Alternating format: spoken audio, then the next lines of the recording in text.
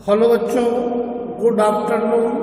आज कक्षा 12 के छात्र छात्राओं को रसायन विज्ञान का एक शॉर्ट पेपर में हम कराने जा रहा हूँ। बच्चों, आपका ये सेट फर्स्ट है 2020 का 347 W/A। इस अनसॉल्व पेपर को मैं आज सॉल्व कराने जा रहा हूँ। आप अपने अनसॉल्व पेपर को देखें।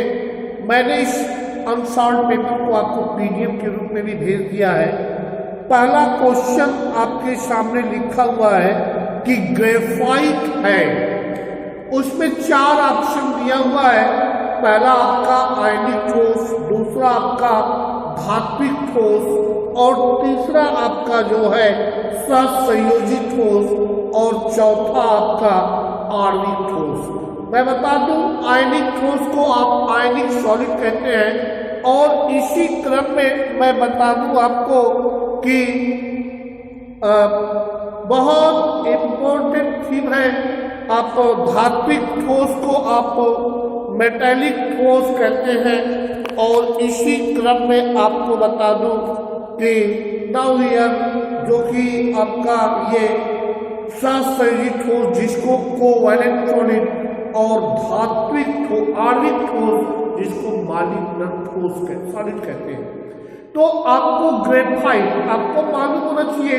ग्रेफाइट में ग्रेफाइट जो है वो आपका कोवैलेंट सॉलिड है, या जिसको आप ये कह लीजिए कि ग्रेफाइट जो है वो आपका सहसंयोजित ठोस, या जिसको आप लोग बड़े धड़ल्ले से कहते हैं ये आपका क्या है, ये आपका जो है सहसंयोजित ठोस है। इसी क्रम में एक का ख है, समान ताप पर किन विलयनों में युग्म समपराशरी है। युग्म समपराशरी का मतलब आपको मैंने खुद पढ़ा रखा है। समपराशरी किसको कहते हैं? समपराशरी जिसको आप आइसोटोनिक बोलते हैं, आइसोटोनिक सॉल्यूशन। आपको मालूम होना चाहिए कि वे सॉल्यूशन जिसका पराशर दाब समान होता है या जिसमें P1 बराबर P2 हो जाएगा, उसको समपराशरी सॉल्यूशन या समपराशरी विलयन कहते हैं। समपराशरी विलयन 0.1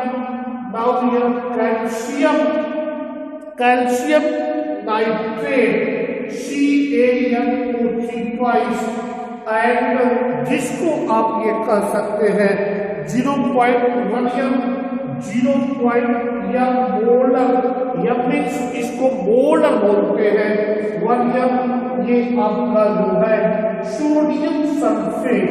तो सीधी सी बात है, आप देख लें 0.1 कैल्शियम नाइट्रेट और 0.1 सोडियम सल्फेट का जो विलयन है, ये विलयन आपका कैसा है?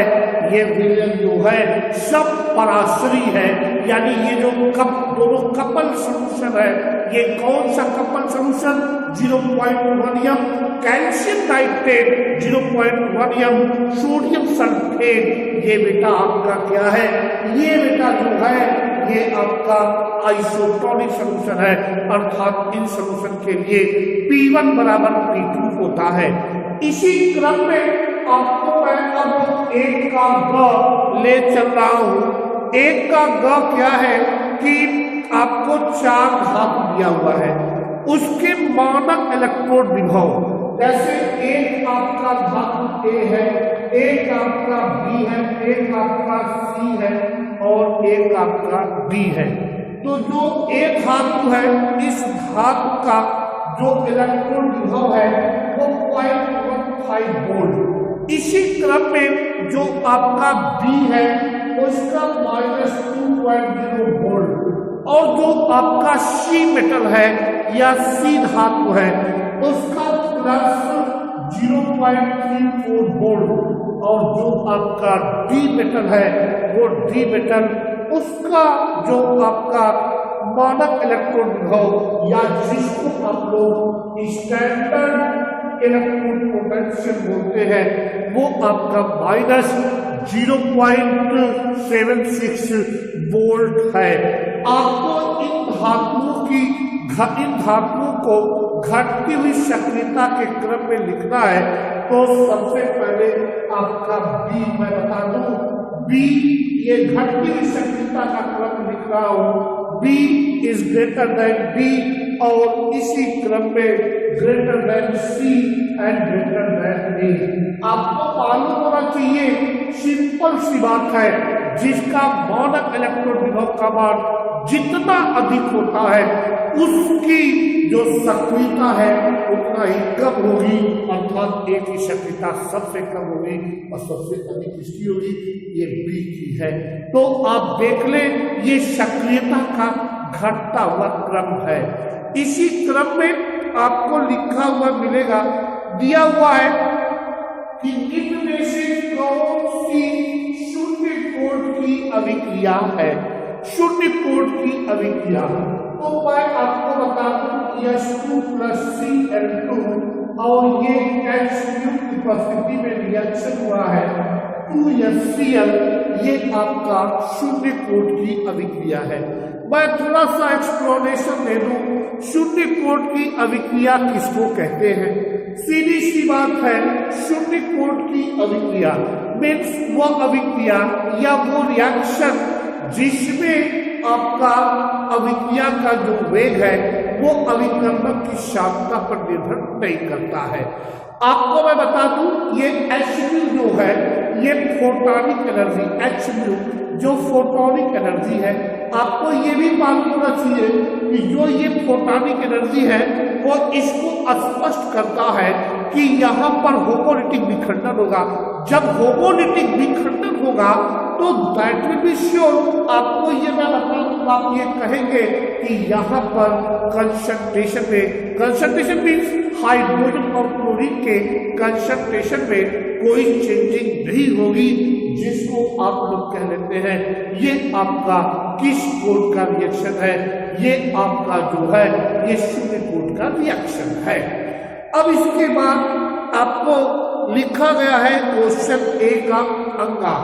एक पहले प्रश्न का अंका में क्या है कि एमाइड से अमीन प्रयुक्त में कौन, अमाइड से अमीन आपको मालूम होना चाहिए एमाइड का क्रियात्मक शब्द होता है CO2। ये कर रहे हैं कि एमाइड से अमीन, अमीन मीन्स जिसको आप NH2 बोलते हैं, तो सीधी सी बात है एमाइड से अमीन में जो कन्वर्जन हो रहा है उसमें प्रयुक्त अभिकर्मक कौन है। आपको मैंने पढ़ाया है हाफ पैन ब्रोमाइड रिएक्शन। मैं आपको जब हाफ पैन ब्रोमाइड रिएक्शन में लेके चल रहा था उसी वक्त मैंने आपसे कहा कि ब्रोमाइड जब आप जितने कार्बन का एमाइड लेंगे उससे एक कम कार्बन का प्राथमिक अमीन मिलेगा। कब मिलेगा? जब उस एमाइड यौगिक पर आप ब्रोमीन और कास्टिक पोटास का रिएक्शन करा दें तो आपको एक कम कार्बन का प्राथमिक अमीन आपको प्राप्त होगा बेटा।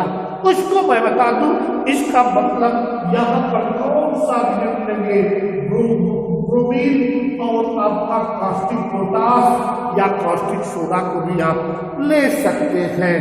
इसी क्रम में आपके सामने लिखा गया है राइबोफ्लेविन नाम है। आपको मालूम होना चाहिए विटामिन B2 का रासायनिक नाम क्या है, राइबोफ्लेविन, या जिसको आप लोग जानते हैं कि विटामिन बी कॉम्प्लेक्स, कई विटामिन बी है, तो विटामिन B2 का रासायनिक नाम क्या है, राइबोफ्लोविन या इसको राइबोफ्लेविन भी कहते हैं। अब इसके बाद आपका एक न्यूमेरिकल है, कह रहा है सीधी सी बात है एक ठोस द्रव्यमान में पोटेशियम परमाणु क्रिस्टलीय जालक के केंद्र में स्थित है। इसका मतलब ये है कि मैंने जो आपसे कहा है वो ये कहा है कि घन BCC जिसको हम लोग क्यूबिक केंद्रित या घनी जालक कहते हैं, तो सीधी सी बात है इसका मतलब ये हो गया कि जो है फेस या सीसी, या आप ये कह लें कि यहाँ पे बहुत क्लियर सी स्थिति बन रही है। आप लिखेंगे अंतःकेंद्री,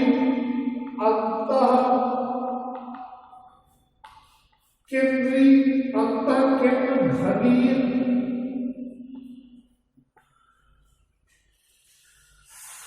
जालक,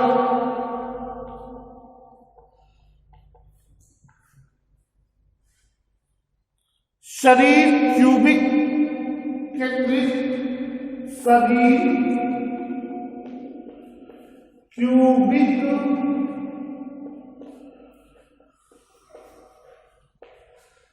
केंद्रित, जिसको आप लोग BCC बॉडी सेंटर्ड क्यूबिक कहते हैं। बॉडी सेंटर्ड क्यूबिक यूनिट में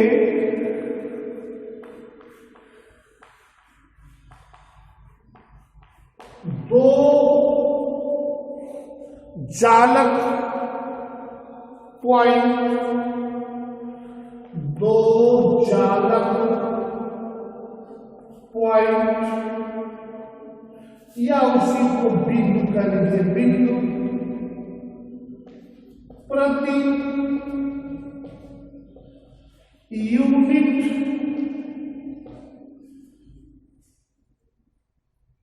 होता है। वैसे भी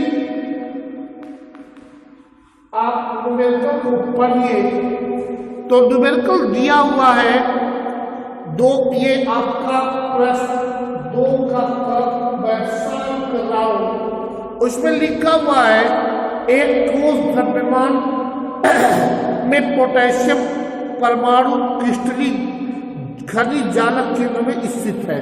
तो आपको इतना तो मैंने पढ़ाया भी है कि जो आपका घनी शरीर क्यूबिक केंद्रित यूनिट है उसमें 2 जालक बिंदु प्रति यूनिट होता है। इसका मतलब आपको निकालना पड़ेगा पोटेशियम के मोलों की संख्या। आप लिखेंगे पोटेशियम के मोलों की संख्या।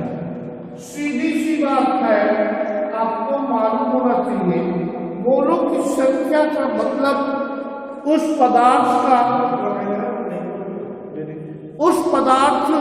का द्रव्यमान जो है, उस पदार्थ का द्रव्यमान ग्राम में, इसका मतलब ये 4 ग्राम और भार कितना हो जाएगा 39। अब इसके बाद आपको निकालना पड़ेगा पोटेशियम के मोल में परमाणुओं की संख्या। तो सीधी सी बात है, पोटेशियम के मोल में परमाणुओं की संख्या जो है वो आपका क्या हो जाएगा, इसमें आपको मल्टीप्लाई करना पड़ेगा 6.022 गुणे 10 के घाते 23 से। इसका मतलब 4/39 हुए 6.022 into 10⁻23।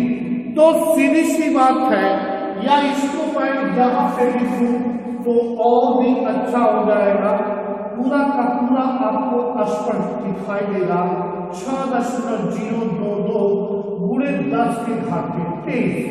अब इसके बाद जो है आपको निकालना पड़ेगा, या आपको जो है आपको आगे मैं अभी स्पष्ट कर रहा हूं कि आगे न्यूमेरिकल के अनुसार जो है, न्यूमेरिकल के अनुसार आगे आपको निकालना पड़ेगा 4 ग्राम में उपस्थित इकाई सेलों की संख्या। अर्थात आप लिखेंगे 4 ग्राम में उपस्थित इकाई,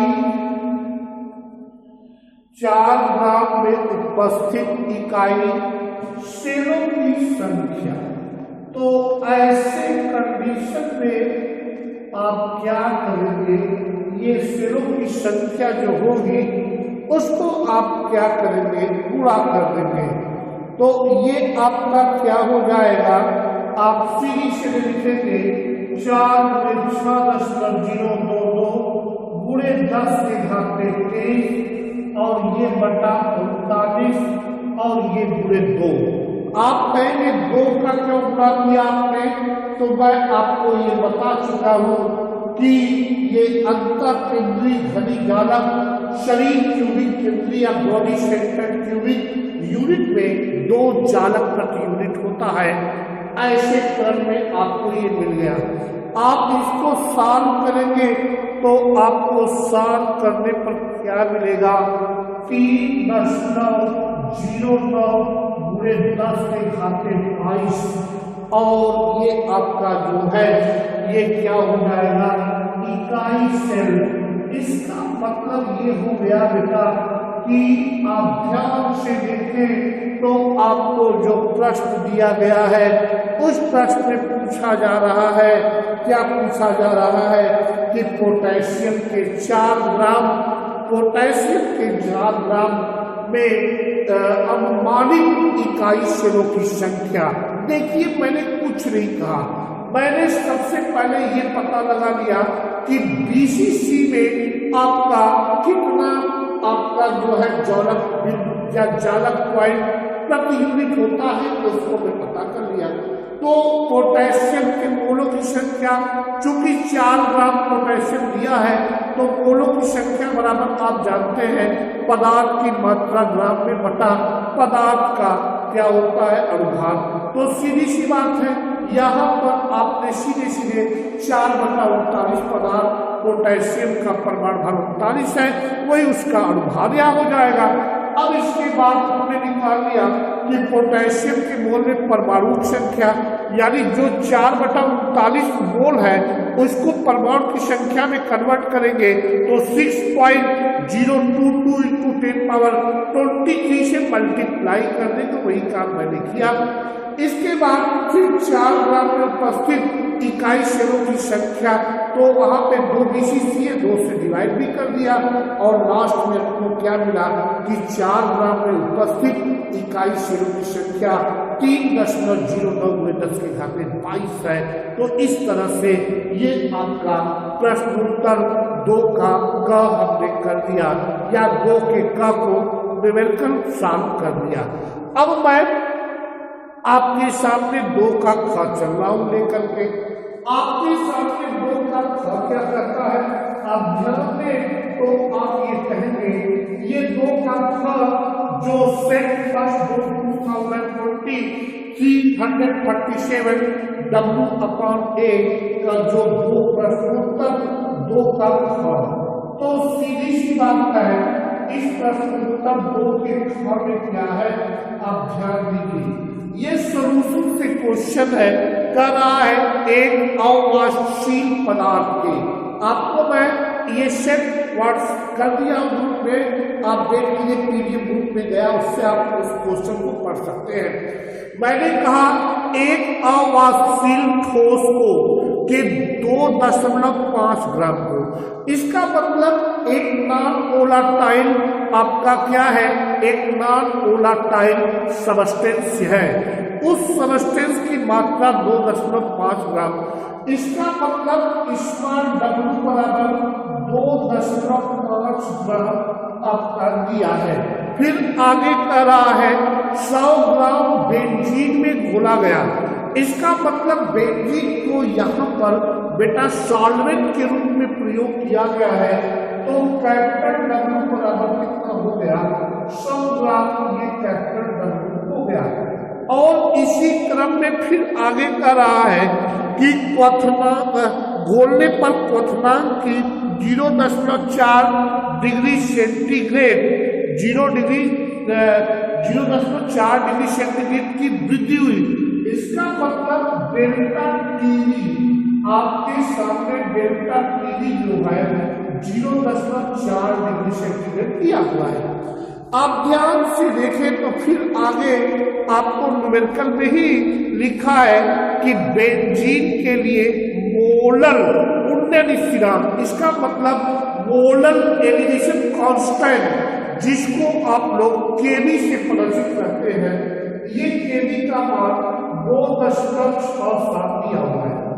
और आपसे प्रश्न में पूछा क्या जा रहा है कि पदार्थ के अणुभार की गणना कीजिए। पहली बात, ये जो आपका ग्राम में 100 ग्राम है, इसको आपको किलोग्राम में चेंज करना पड़ेगा। तो किलोग्राम में चेंज करने के लिए आप इसमें 1000 से भाग देंगे, ये 0.1 किलोग्राम हो गया। अब इसके बाद आपको फार्मूला मैंने खुद पढ़ाया है कि वर्तमान में उन्नयन डेल्टा टी इक्वल टू केवी। केवी क्या है मैंने बताया है, मोलर एलिवेशन कांस्टेंट, जिसको आप मोलर उन्नयन स्थिरांक कहते हैं। स्मॉल डब्ल्यू पूरे 1000 अपॉन कैपिटल डब्ल्यू, और इसके बाद आपका यम डैश क्या है, ये आपका जो है विलेय पदार्थ का, या जिसको आप ये कह लीजिए विलेय का अणुभार है। यहाँ पर हम लिख दिए हैं, जहां हमने यम डैश को क्या मान लिया, यम डैश को विलेय का अणुभार मान लिया, या जिसको हम लोग कहते हैं मॉलिक्यूलर वेट या मॉलिक्यूलर वेट का एब्सोल्यूट मटेरियल। अब आपको निकालना क्या है, इस क्वेश्चन में यम डैश आपसे पूछा गया है, तो इस फार्मूला को आप यम डैश इक्वल क्या हो जाएगा, KV into small W into 1000 delta TV into capital W. KV molar elevation constant और स्मॉल डब्ल्यू विलेय पदार्थ की मात्रा आपका क्या है ग्राम में, और विलेय पदार्थ की मात्रा जो है ग्राम में है, और ये डेल्टा टीवी जो है क्वथनांक में उन्नयन है, और ये आपका कैपिटल डब्ल्यू विलायक की मात्रा, जिसको हमने किलोग्राम में चेंज कर लिया, क्योंकि आपको मालूम होना चाहिए आपसे मोलन पूछ रहा है, तो मोलन का बराबर ही होता है कि विलेय पदार्थ की मात्रा बटा विलायक का द्रव्यमान किलोग्राम में। तो सीधी सी बात है, केबी का मान आपको दिया हुआ है, केबी का मान आप देख लें 2.67 दिया हुआ है, और स्मॉल डब्ल्यू 2.5 और 1000, और डेल्टा टीवी आपका कितना है 0.2, कैपिटल डब्ल्यू कितना है, ये आपका 100 ग्राम। सबसे पहले मैं इस डेसिमल को इस डेसिमल से हटा दिया, अब ये दोनों डेसिमल हटाओगे